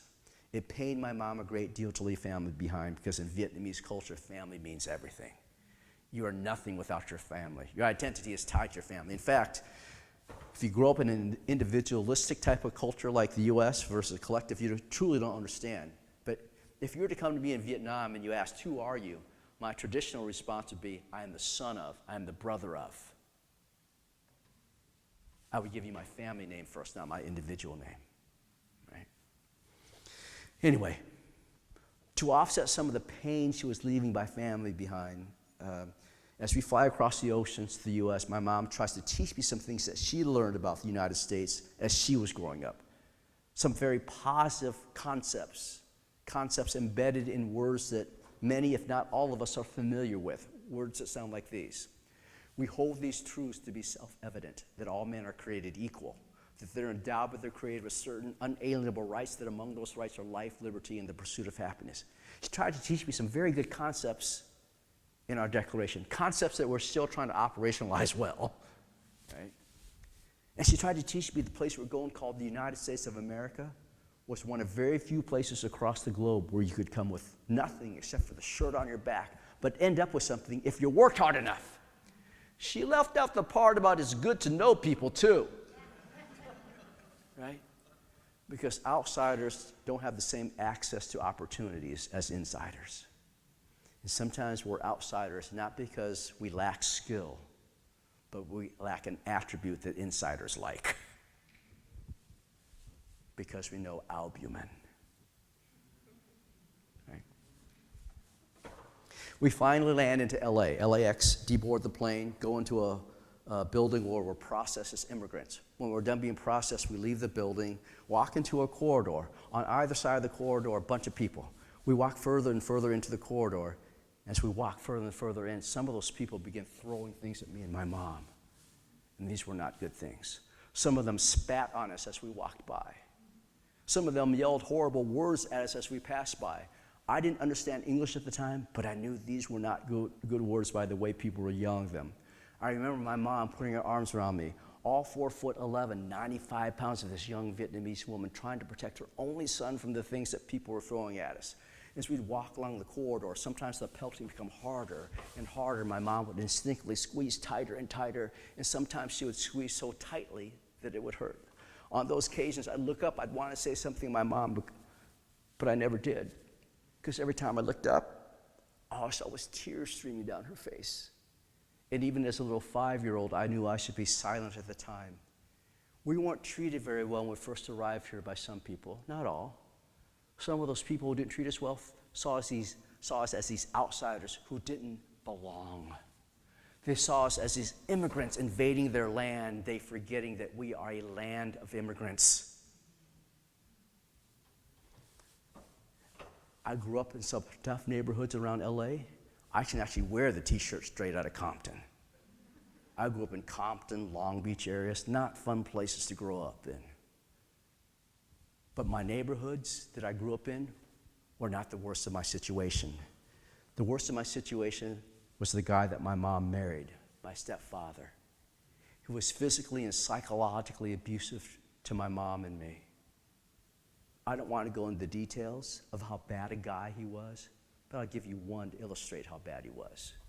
In 1984, my stepfather was convicted of raping my little sister, his own daughter. A year later, in June of 1985, because of what my stepfather did to her and the way she was treated as a biracial child in school, half white, half Vietnamese, my sister runs away from home with an acquaintance. 1 month after my sister runs away, my mom gets a phone call from a detective in the King County Sheriff's Department, Seattle, Washington. And in so many words, the detective says to my mom, he says, "Mrs. Robbins, we found the other girl that your daughter ran away with, but that other girl had been sexually assaulted and bludgeoned to death." And as soon as he says that, my mom frantically asks, "What about my daughter? What about Diane? What do you know about her?" And all the detective can say was, "We don't know. There's no trace of your daughter. We don't know. There's no evidence of your daughter. We don't know. There are no leads to follow. We don't know. We don't know. We don't know." All I could say over and over was, "We don't know." That was 1985. It's 2023 now, and we still don't know. How many of you have ever heard of a guy by the name of Gary Ridgway, AKA the Green River Killer? 48 confirmed deaths of young women in the Green River area of Seattle, Washington in the 80s and 90s, many more unconfirmed. My sister's believed to be one of his many victims, if not a victim of a copycat killer. If you go on to the Missing and Exploited Children database, you can read my sister's profile, right? As you might imagine, after that phone call from the detective, my mom goes into a deep depression. Not many happy days in her life after that phone call. But there came a time she was happy, at least temporarily. It came 6 years later, June of 1991. That's when I get married to my wife, Donna, out in Michigan. My mom flies out for this week-long wedding celebration, and for a week, it's the happiest I've seen my mom since that phone call. She was laughing at people's jokes. She was hugging people. It brought great joy to my heart to see her that way. But the weekend, the celebration ends, my mom flies back home to Washington State, where she's living at the time, goes back into depression. Just a few months after I get married, September 91, I begin graduate school at Michigan State. My mom and I are separated by 1,500 plus miles. She in Washington State, I in Michigan. So we talk on the phone every week, share with each other the week's events. On this particular phone call, in late October 91, we're talking and we're sharing. And as we're about to close, before we hang up, my mom says to me, she says, "Long," my Vietnamese name, "Long. You have Donna to take care of you now," she says, and we hang up.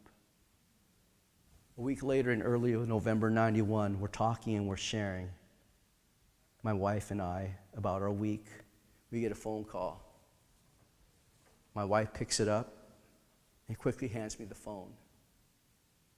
She says it's from Washington. I think it's my mom, but it's not. It's the detective where my mom was living in Benton County, Pasco, Washington.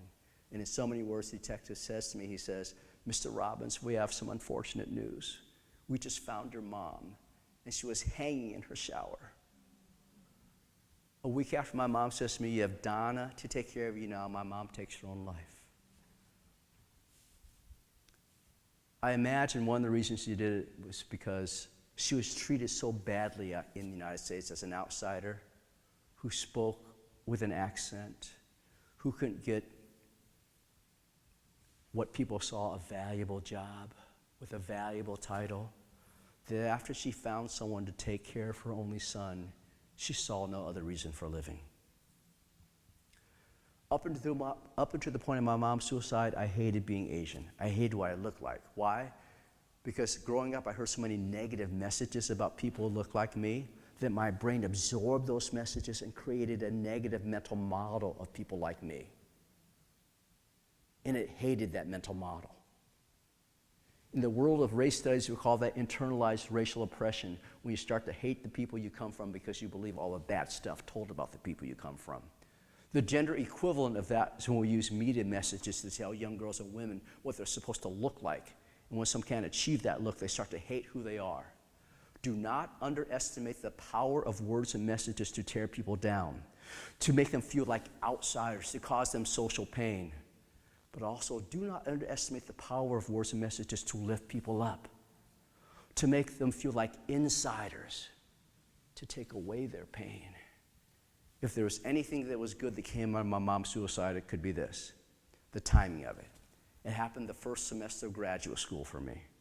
It's that one single incident alone that led me to study what I studied in graduate school, some of the things that we talked about today. And it's that one single incident alone that leads me through the work I do today. I do this work that I call inclusion and diversity to honor my mom and my little sister, and to try to create a better world for my 4 kids and their friends. This work, sometimes we make it too complex for people. The brain doesn't like complex.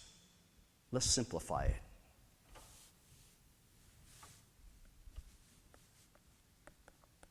It's about caring for others. Simply, it's about caring for others. Do you do your part to care for others at the University of Louisville, in the community at home, so that people who are not cared about by others will feel like insiders?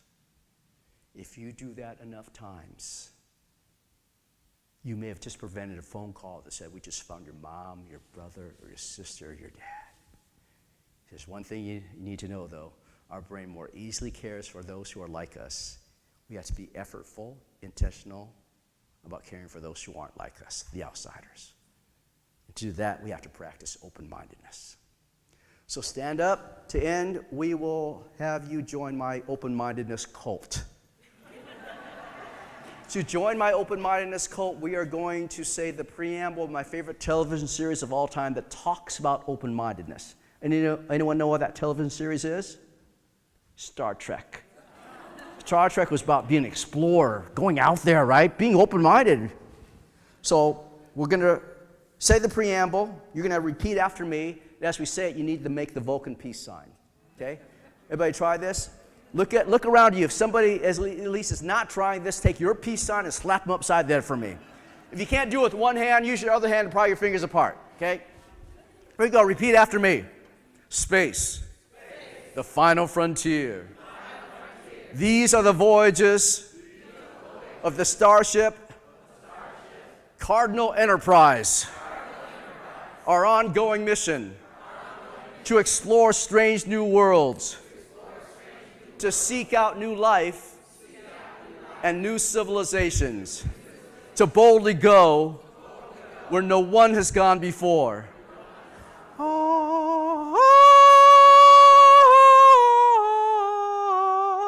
Thank you for your time, everyone.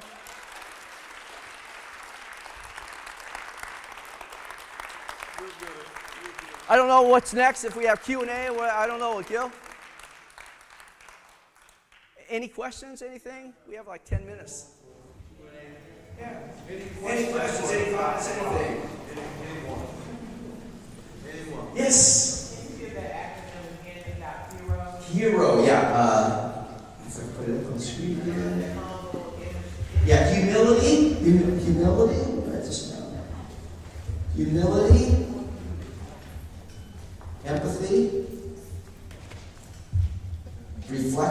self-awareness. That's our modern brain, really. And open-mindedness. And this is the key one to start. This one is the key one to start with. Reflection allows you to be the other things. Practice mindfulness meditation, be self-aware. Yeah. Yeah. So thinking about the impact on the student experience, where can you direct us for additional study and research about that specific impact that you were talking about? The mother of that line of research is Naomi Eisenberger. There's also a book written by her husband. It's called Social Pain, right?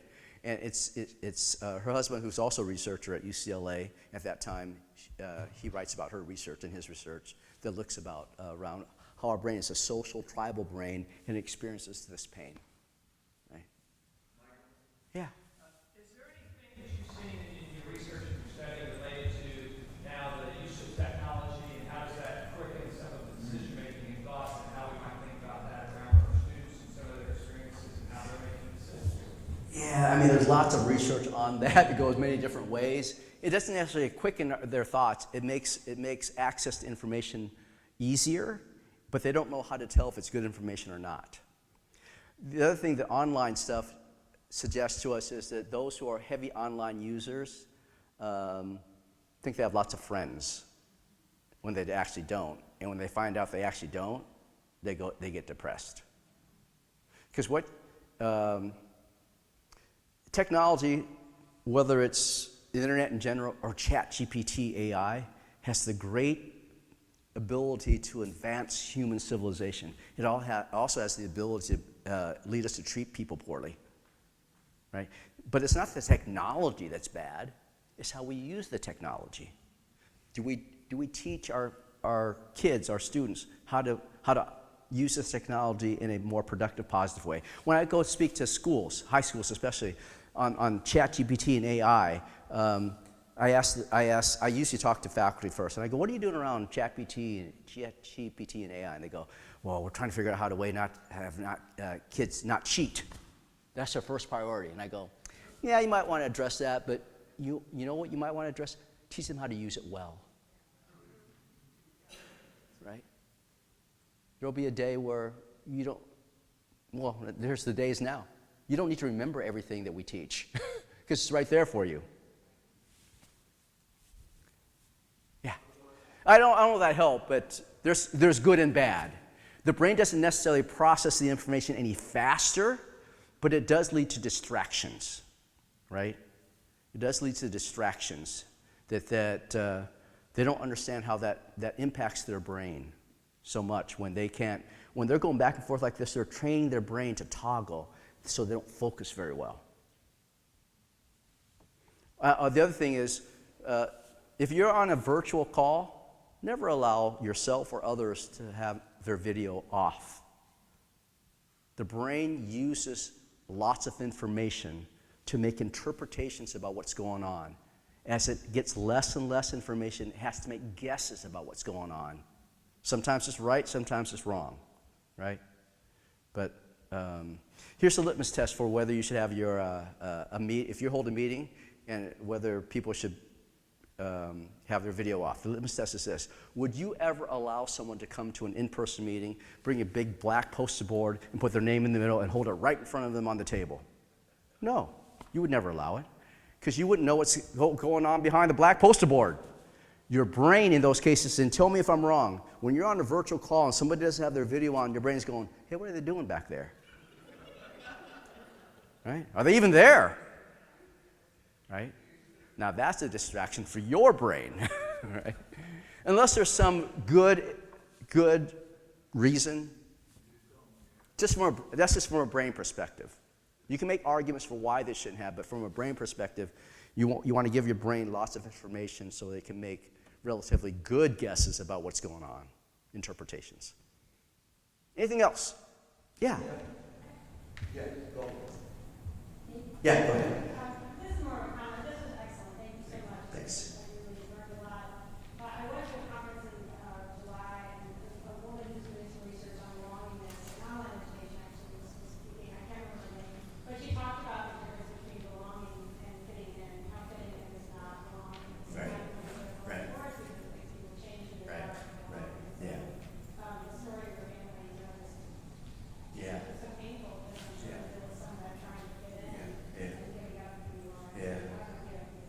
Yeah, and I want to say this. It's kind of nuanced.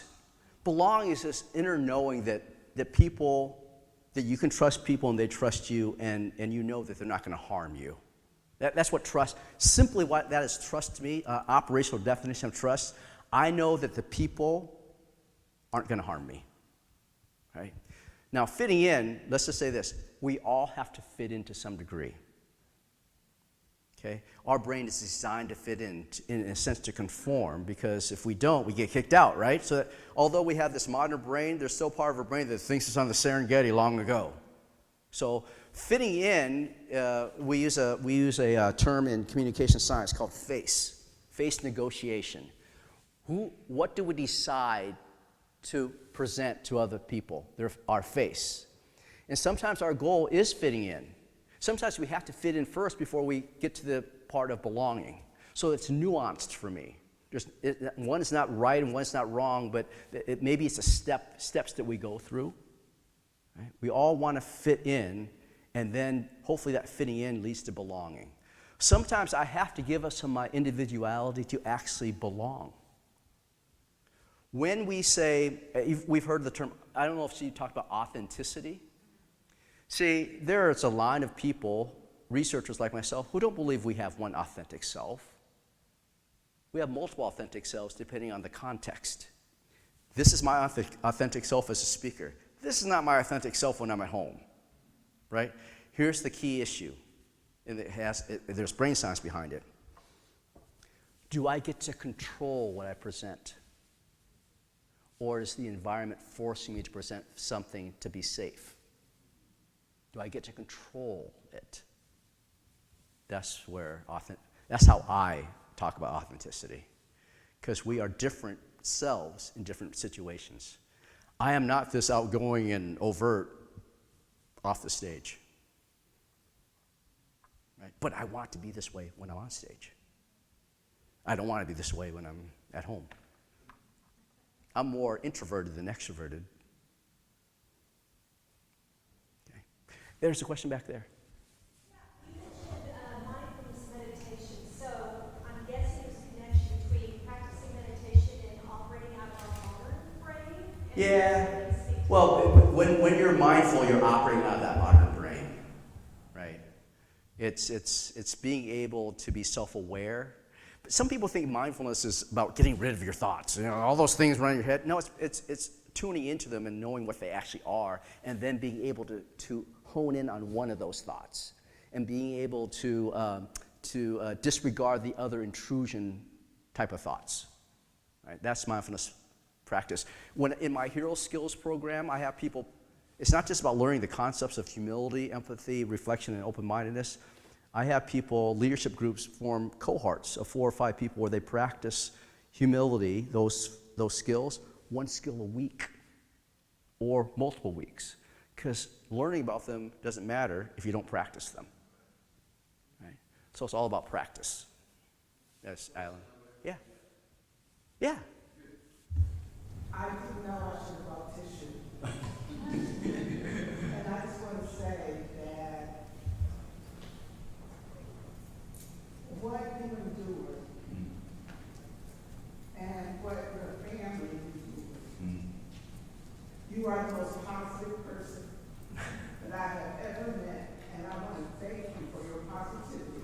Yeah. Because that gives hope. Yeah.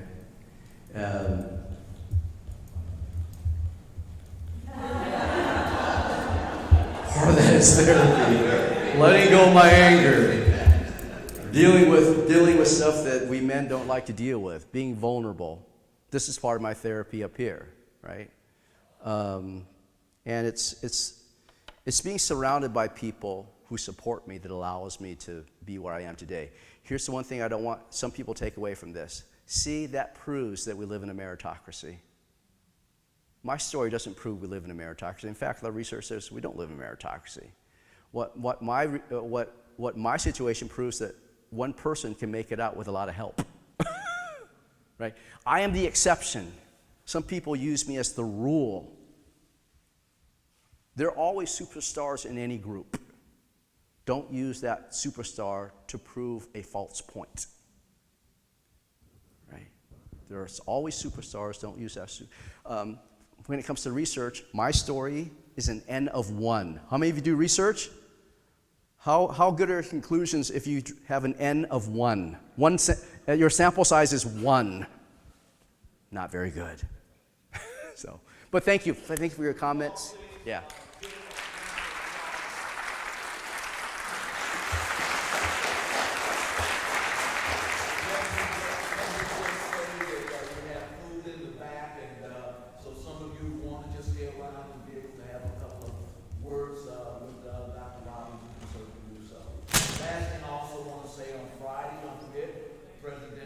Inauguration takes place.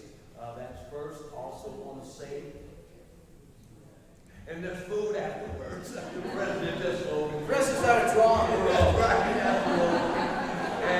And finally, 2 items. We are celebrating this year, this Saturday, the 30th anniversary of the African American Theater Program at the U of L campus.